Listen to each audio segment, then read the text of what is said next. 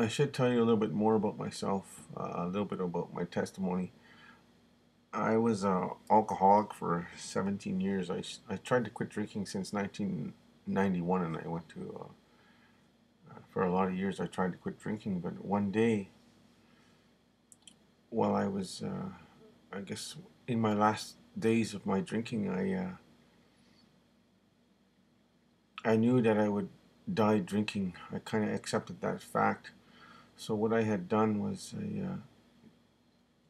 I got down on my hands and knees. I really didn't know where to turn or who to turn to, or I didn't think I should go to a psychiatrist, psychologist, anybody. I didn't know who to go to.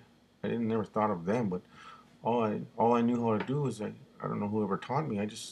I knelt down and I started talking to the Creator as I understood Him, and I started telling Him about my whole life. And in a way, I guess I was repenting about all the things that I had done, and I was sorry about all of these things that I had done. And it, and that was a Wednesday on July 26, 2000. Uh, so it must have been Friday, July 21st, 2008. And then 5 days later, I had continued to drink the next couple of days because I wasn't able to quit, and so I accepted that fact, and I knew that ultimately I would die drinking if I continued to do so because I couldn't quit. So I said to the Creator, I said, I guess I'll just die drinking. That's all I could do. I said, I guess I'll just die drinking. But He had changed that, and then 5 days later, I had went for a ride to Sault Ste. Marie, Canada. One night, just went for a ride with my sister, and she went to go gamble, and I just went to hang around. I didn't have any money, but she went gambling, and I crashed out, and she went to continued to gamble all night, and I got up in the morning. She was still gambling, and I got up and I went for coffee. 8 o'clock in the morning, I went riding around, and I went and got to Tim Hortons to get a coffee, and I went through a lot of stoplights to get downtown, and I was standing at the waterfront, and I had seen I was standing at the waterfront for a while and just hanging around there, and I seen a white feather, and it came along the river, St. Mary's River, and I said, "What a little feather." I said, I looked at it and I said, "That's my last name." I thought, McGuanis. I should quit drinking, is what I said. And the second I said that, tears started coming out of my eyes, and I couldn't stop them. And I went to the washroom. I went and washed my face three times, and I looked at myself in the mirror. And I said, "What the heck's the matter? Why can't you stop crying?" And I couldn't believe what was happening. I just couldn't stop it. I put Kleenex in my pocket, and I said, "I know where to go if I want to quit drinking. I'll go to a meeting." It was 10:30 in the morning, and I had went to that meeting, and for that whole hour, I just cried and cried and cried. I couldn't stop, couldn't stop crying, and at the end of that, I was finally able to. At the end of that, I felt a whirlwind come racing down through me, and pushed right out of me. All the alcohol, I guess, had left me at that point, and the will to drink and all that, it was gone.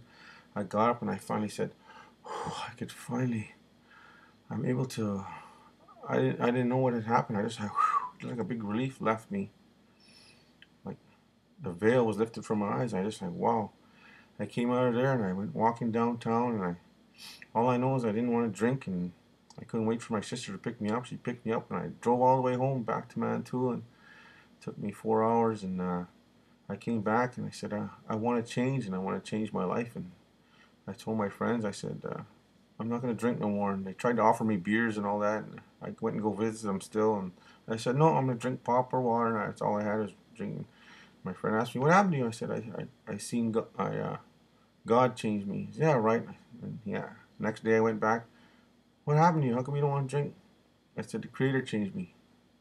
He said, yeah, right. He didn't believe me. And I went back the next day. He says, what happened to you anyway? How come you don't want to drink? I said, the Great Spirit changed me. He said, yeah, right. He said, but I just kept telling him something every day. Finally, I kept telling him that. And after that first 4 weeks, I had finally, I thought I was going crazy or something. I said, all I knew is I didn't want to drink no more. And then I got down on my hands and knees again and I prayed. And I said, you have to help me. I didn't know who it was, who was, what had happened to me. Really, I was just kind of living on a high. And then in a dream that night, I dreamt Jesus came to me and he sat across from me in a silhouette. And I could see his face, I could see his beard. And he said, he said to me, I wouldn't have to change all the time if people would accept me for who I was. And then he says, I have to go now. And he left, just like in a wisp. And I tried to reach for him, and I came flying right out of my bed. And then from that day, I, I, I, I recognized that it was Jesus who had saved me, and it was him who was the Father who had came to me at the waterfront at the St. Mary's River in Sioux, Ontario. And from that time, it's been 5 years. On July 26, 2013, it was 5 years. And I've been sober since.